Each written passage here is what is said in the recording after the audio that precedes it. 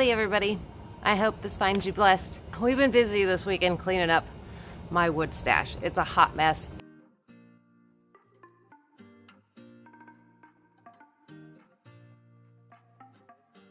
And unfortunately it's just too hot to process all these logs and come out here with a chainsaw. So a lot of it's been spalting really nicely and some of it's just been eaten up by bugs and far beyond fusing. So we had a huge bonfire for about 4 days straight. So this week, out of all the hard work me and my husband have been doing, we got some beautiful bowl blanks, and this is a spalted Sycamore.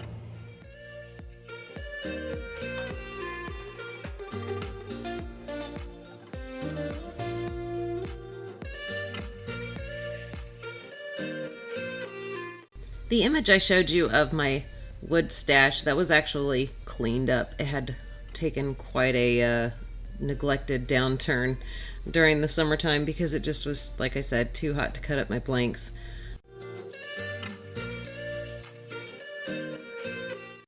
Now this Sycamore piece is pretty wet, still really wet. At this point in the project, I wasn't quite sure if I was going to rough this bowl out and just put it on the shelf, or if I was going to try to, turn it wet or green, they call it, from start to finish.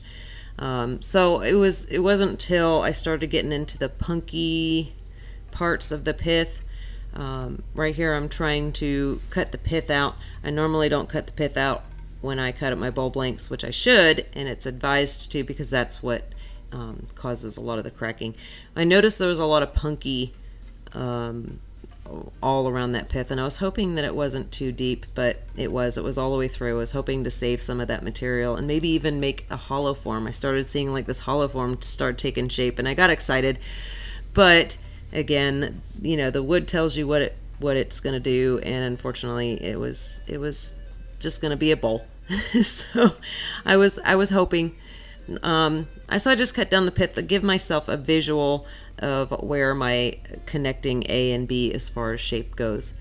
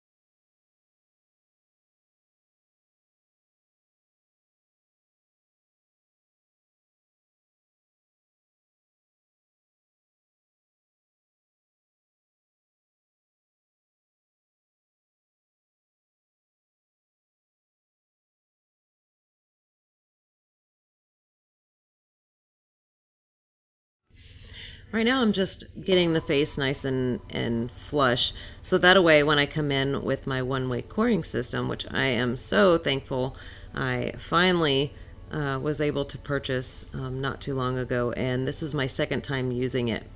The blade that I have on here, the cutter I have on here, is a 9-inch cutter. My bowl blank, as it is on the lathe, is 9 1/4 inches. So the original setup tells you to line your center of your cutter up with the center of the spindle. Well, I didn't want to do that because it wasn't going to give me enough meat to shape it kind of however I wanted to. So I'm kind of testing right here. I didn't look it up online to see if you could do it. I'm kind of that, I'll just figure it out myself kind of thing sometimes. So I put it off center just a little bit and it worked out perfect. I had no problems with it cutting. The support arm went in there just fine, and I was able to cut a smaller blank than the 9" that the cutter will cut. And you also have to make sure of your depth.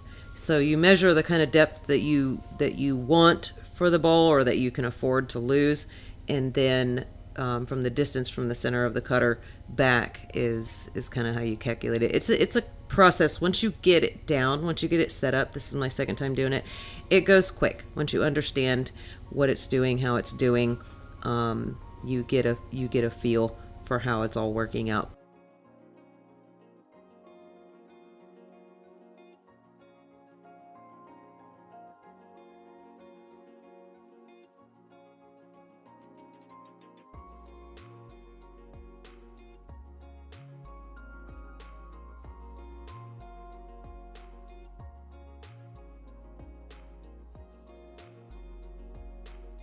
To put a tenon on the blank that I just cut out of that, I just turned it around, shoved it inside the bowl I cut it out of, put a quick tenon on it, and there you go. It wasn't that big of a blank that I got, but I'm utilizing every opportunity to use the system to get used to it. So before I cut like bigger blanks or bigger bowls, or even a burl, I mean, you don't want to mess up on a burl. So I'm just trying to use every opportunity I can to practice using that OneWay system. What I loved about the OneWay system is I can buy the setup, the initial setup that is for an 18-inch lathe, and then purchase knives as I save money. So I started with the smaller 2 size knives, which was the 9" and the 11.5" to start out with, and then I can work from there to get the bigger knives. But I felt that I'm more likely I have a lot of blanks in the smaller range, so it makes more sense to purchase the smaller knives.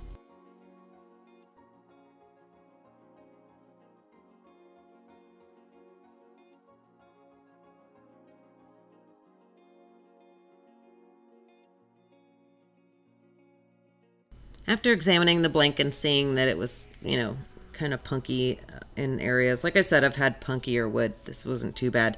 I decided I'd try to use this as an experiment.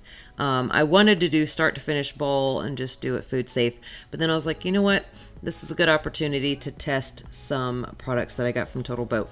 It's a penetrating resin. It's used for like wood that's been real rotted, like for if you have a picnic table, which I've been applying this stuff to my picnic table at back, and it's starting to like get to the point where it's wanting to rot. It's really good for that kind of stuff, and I think that it would work really well for punky woods. It's the same type of method, I guess, as using acetone with the 2-part epoxy resin. And so instead of mixing those two together, they have a penetrating resin. And I decided, you know what, I want to see how far into this resin that the penetrating epoxy goes. So what better way to color it? And I was like, oh, I'll have some fun with it while I'm at it. I'll put a couple of different colors. And if I really wanted it to stand out, I probably should have really made these colors intense. So just to warn you, if you plan on using this method and you do want to color the wood that you're planning on penetrating with this epoxy, make those colors real intense. Otherwise they're not going to show up that well. But to my surprise, it did its job. It definitely sealed it up, and considering this wood wasn't 100% dry, I just used my Harbor Freight heat gun over it for about 10 minutes total. I dried the end grain more than I did the side grain, and I just dried it until I no longer seen those wet speckles in it. And then, like I said, maybe 10 minutes I spent drying it. So this was right after pulling it off the lathe, drying it with my heat gun. And I figure, well, we'll see what happens. If there's moisture still inside there, we'll see if this product flexes with it, if it's going to crack off. I didn't know what to expect. So you can see right now I'm bailing out on the idea of putting color, because you can't tell the difference. So I was just like, let's just dump all the colors together and coat this thing. I just wanted to give it a really good coating so it would soak into all those punky areas and the end grain really well, and just kind of test it out to see how it stands, how it turns. So this is actually 2 days later. the product needs 24 hours to cure, but this was 2 days later. I noticed it cured to this like rubbery type texture, and that could be due to the fact that the bowl was still really wet, or it could just be that that's how the product actually cures, which would make sense. It's designed to essentially kind of stabilize real punky rotted wood, which a lot of times that rotted wood has moisture in it for the reason why it's rotting. So it would make sense that it works well with moisture. So the bowl has definitely moved quite a bit, and I was trying not to, I was just trying to get that puddle of resin off the bottom of the bowl and kind of up the sides, not trying to return it. It hasn't moved too terribly much for 2 days sitting outside on my lathe with this resin soaking in it.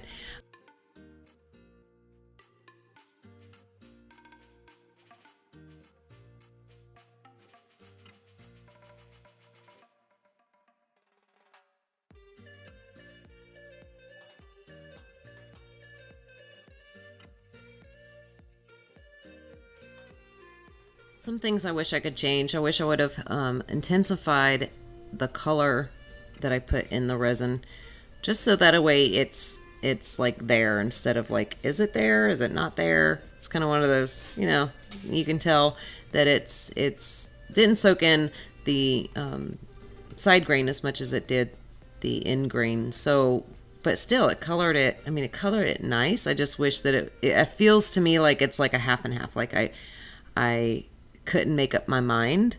So this is what the middle of the road looks like.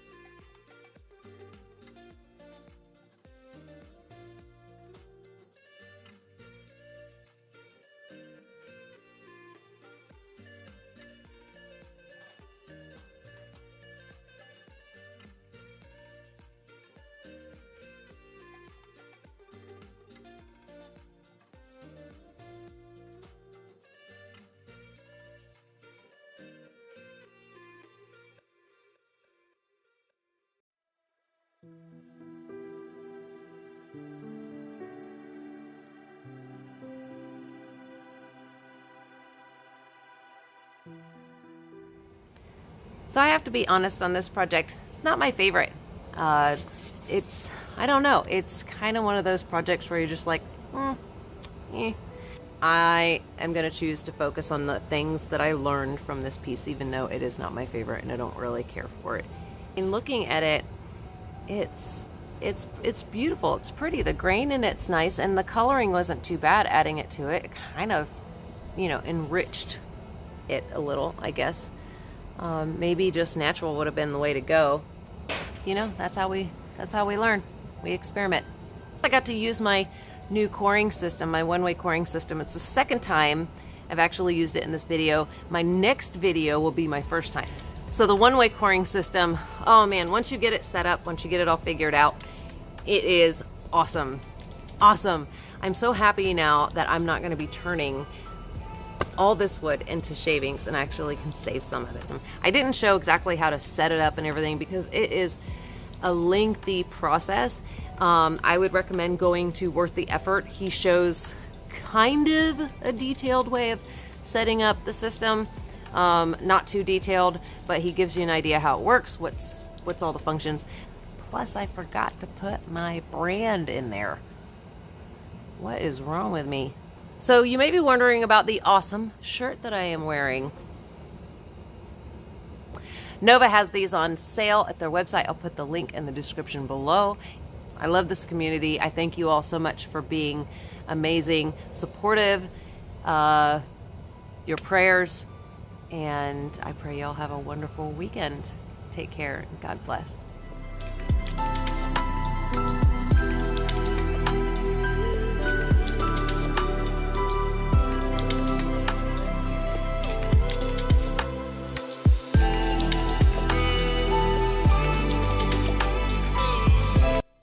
Get out of this piece. Oh, these flies are nuts right now. Driving me crazy. World. Stupid flies.